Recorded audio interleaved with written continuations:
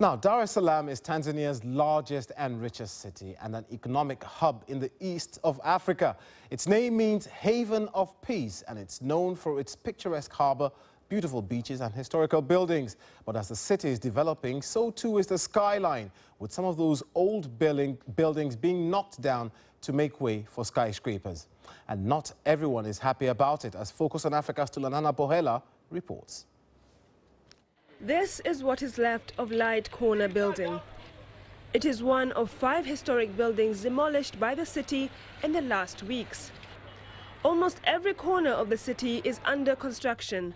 Low-rise buildings are being replaced with multi-story structures almost overnight.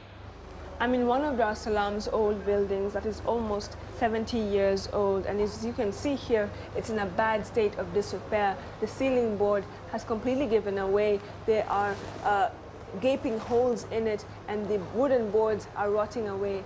There are those that argue that such buildings are health hazards, and that is why they should be torn down.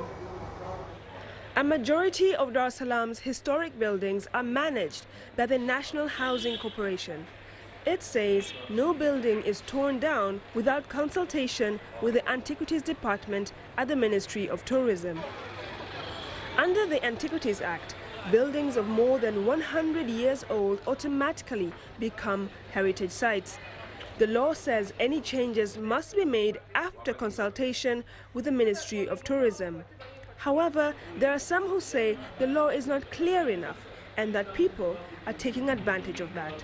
All decision which is taken by these owners of these laws are independent of antiquities knowledge. That is the problem. Because once you hear that the building is pulled down, it is pulled down already when you hear, and you can do nothing. Just as what has happened recently. But conservationist groups say it is all about a lack of maintenance. Their argument is that these buildings could be saved. I have no reason to think why they shouldn't be maintained, especially when the rents have all been going up. So what stops these buildings from being beautifully maintained, painted nicely, so that actually they look beautiful? With more and more people moving from rural areas into the city, there's clearly a need for development. But how to strike the balance between preserving the past and providing for the future is not an easy one. Tulanana Bohela, BBC News, Dar es Salaam.